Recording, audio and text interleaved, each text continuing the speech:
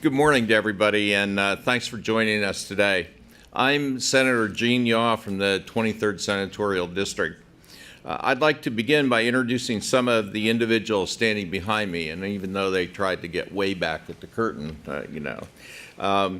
with me today are Vicki Hoke, the CEO of Pennsylvania Home Care Association, Judy Black, Dr. Black, the Medical Director of Geriatric Service Line of Allegheny Health Network, Alex Nesbitt, Medical Doctor and Medical Director for UPMC Susquehanna Health System, Marion Kemp, Pennsylvania Pulse Coordinator, Coalition for Quality at the End of Life, Andy Carter, the Hospital and Health System Association of Pennsylvania, Leon Graybill, Dr. Graybill, a Geriatric Division Chief for the Lancaster General Hospital, Margaret Costella, Deputy General Counsel, Lancaster General Hospital, and Daniel Kimball, that's Dr. Kimball from the Pennsylvania Medical Society.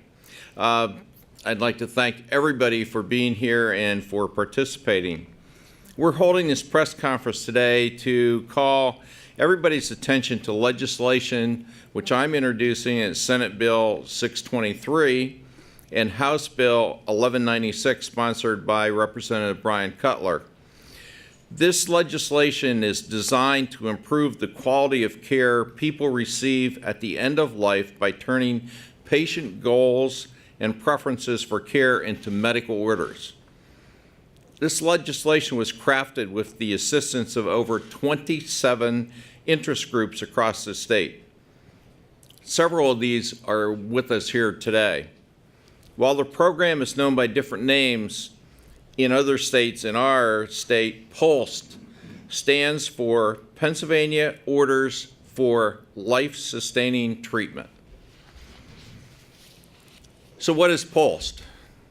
It's a standardized form uniquely identifiable with a uniform color that records the wishes of a patient and directs a healthcare provider regarding provisions of resuscitation and life-sustaining treatment. The PULSE form is designed to be the most effective in emergency medical situations. A PULSE is also a way to encourage doctors and their patients to have an open discussion about their wishes. A PULSE form is not an advance directive such as a living will or a healthcare power of attorney. Use of the PULSE form is completely voluntary and completed only after a discussion of choices between a patient and his or her legal decision maker and the physician. Senate Bill 623 and House Bill 1196 aim to implement the use of a PULSE form here in Pennsylvania. This would be accomplished by the Pennsylvania Department of Health through statute, recognizing the standardized PULSE form that indicates a patient's designation for anatomical gifts, use of emergency care, and life-sustaining treatments. I'd now like to introduce Representative Cutler to explain more about the legislation. Bryan. Thank you, Senator. Good morning, and thank you everyone for being here. I want to thank all the stakeholders who took part in this legislation as it was worked on, as well as my colleagues here who I saw slipping in, Representative Sue Helm, Keith Greiner, Dave Zimmerman, and Frank Ryan, for all being here as well. This is very important. Like many things that we deal with in the legislature, I think it's fair to say that oftentimes these kinds of issues are colored by our own experiences. And for me personally, my own experience was both of my parents being terminally ill at a very young age.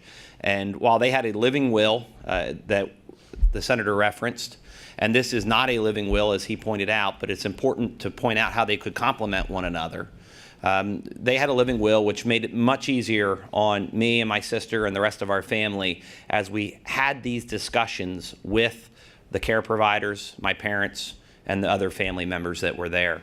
And I think it's important to recognize that all too often in our culture, we don't have those discussions. And I think this proposal, this legislation, would put a vehicle in place to start those discussions so that we can have a meaningful discussion about what we would like our care to be as perhaps the person receiving it or as part of the parties that are discussing it with other family members who are in similar situations.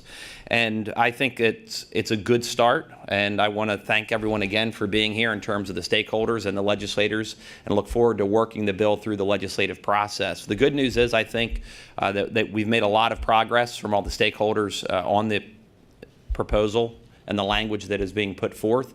So hopefully we can move it through the system. But to talk a little bit more about the process is Dr. Alex Nesbitt with the Susquehanna Health Systems, and I know he can share a slightly different perspective in terms of his line of work. So I wanted to bring you the perspective of a physician who is involved every day in caring for people who are seriously ill. I'm a palliative care physician up in Williamsport, so I spend all my time with patients and their families trying to decide what should be done for this person who's so sick. In America, we have this wonderful panoply of treatments, all these cutting-edge drugs and procedures and interventions and tubes and machines. And it is a blessing that we have those because they can really help. But for each tube and machine, there are some people at certain stage of their illness where they would say, I don't want that. That would be a burden to me. That's too much. I don't want to have this stuck in me. I don't want that. And so for each patient, when they are sick, trying to figure out what's right for this person at that time, it's hard. Because very often at the time that the person is sick enough to need it, they can't tell you exactly what they want in that moment. They're unconscious, they're medicated, they're delirious, they can't tell you. And so the decision falls to their loved ones and the physicians and nurses around them. And I gotta tell you, the studies out there suggest that very often we get it wrong. That loved ones, family, doctor, we estimate, we guess, and we do treatments that sometimes the person never would have wanted that. And the last days or weeks of their life, they were getting things they never would have really wanted. Or the other way, where there's a long shot treatment, this person's so sick, and the family decides, we're not gonna do this. Maybe this person would have really wanted that. Maybe it could have been something they would have chosen. This happens all the time in real life, in hospitals everywhere. That we're guessing, we're trying to get this right, but we can get it wrong. Now that's the bad news. That's what's out there in terms of standard medical practice with good physicians, good nurses trying to do the right thing. The good news is there's good efforts, strong efforts all across the country and throughout Pennsylvania to do a better job with this, to get it right. And the pulsed paradigm is a really important part of getting this right. So the pulsed form, this Pennsylvania Order for Life-Sustaining Treatment, is a document, but it's more than a document. It's a paradigm. It's a process for us to make sure that we are talking to people who are sick enough that you would not be surprised if they were to die within the next year.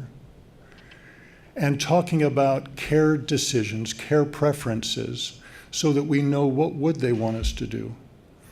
If your breathing stopped, would you want us to have you on a ventilator? What treatments are good? What would you want? What is too much? Where would you draw the line? This is a voluntary thing. It's an opportunity to have this conversation with the patient and with their loved ones and with the treating team so that we can know what would they want. And then after this thorough conversation, we document the decisions, and then we show it to the patient and the family, and they make sure, yep, that's right, that's what we'd want.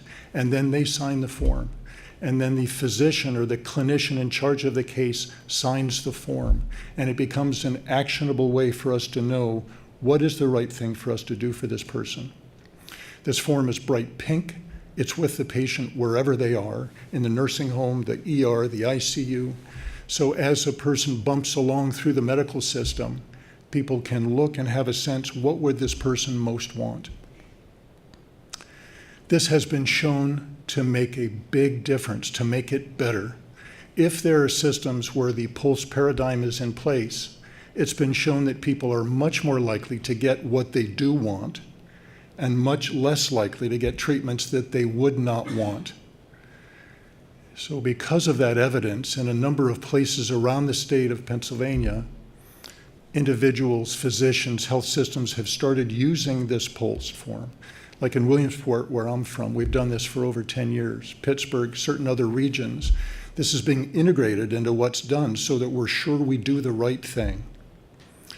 And I can tell you, as somebody who is using this form regularly, I see both the study and the data, and I see in real time, for real people, how this helps us to do the right thing for them. But we need legislation.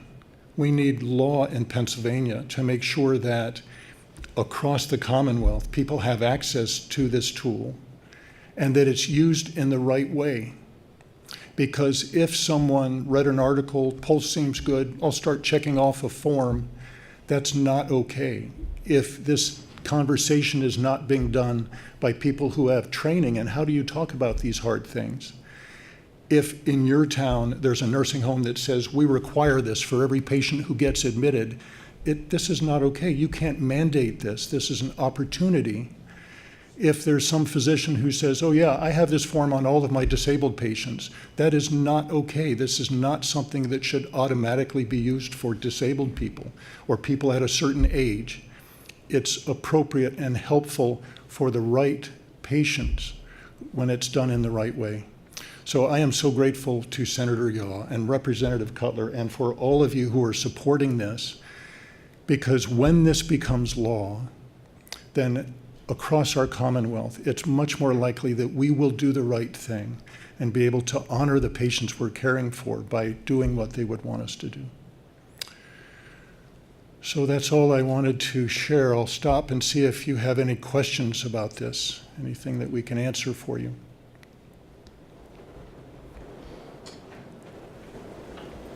All right. Okay, thank you. Everyone. Thank you.